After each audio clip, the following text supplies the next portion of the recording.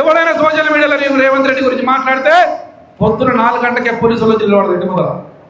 కరెక్టే కాదా? ఆ పోలీసులకు కనీసం రేవంత్ రెడ్డికి బానిసలు అయిపోయారు, తొత్తులు అయిపోయారు. ఎన్ని రోజులుంటే నేను పోలీసు సోదరులకు నేను రియల్గా ఈరోజు హెచ్చరిస్తున్నా, తప్పకుండా ఈ పనిచేసినటువంటి ఈ కందనూరు జిల్లాలో పనిచేసినటువంటి ప్రతి ఎస్ఐ, ప్రతి సిఐ, ప్రతి డిఎస్పీ పేరు రాసి పెడతాం. ఎక్కడ పోయినా మీరు భూమి మీద ఉన్నా పైన ఉన్నా ఎక్కడ పోయినా వదిలిపెట్టే ప్రసక్తి లేదు మిమ్మల్ని. నేను ఇలా పోలీసు సోదరులు చెప్తున్నా, మీకు ఈ ప్రభుత్వం మళ్ళీ రాదు. ఈ రేవంత్ రెడ్డి ముఖ్యమంత్రి కాడు, కాంగ్రెస్ పార్టీ 20 ఏళ్ల వరకు ఇక్కడ కనపడే ప్రసక్తి లేదు. అనవసరంగా వాళ్ళ మాయ మాటలు నమ్మి మీ భవిష్యత్తును మీరు ప్రశ్నార్థకంగా చేసుకోమాకండి.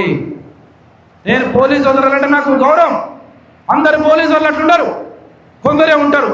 ఆ కొందరికే నేను చెప్తున్నా, మీరు డాక్టర్ బిఆర్ అంబేద్కర్ రాజ్యాంగాన్ని రాసిన మహానుభావుడు. ఆ రాజ్యాంగానికి విరుద్ధంగా కాంగ్రెస్ పార్టీ కార్యకర్తగా మీరు పని చేయొద్దు. తస్మాత్ జాగ్రత్త అని నేను పోలీసు సోదరులను నేను హెచ్చరిస్తున్నా.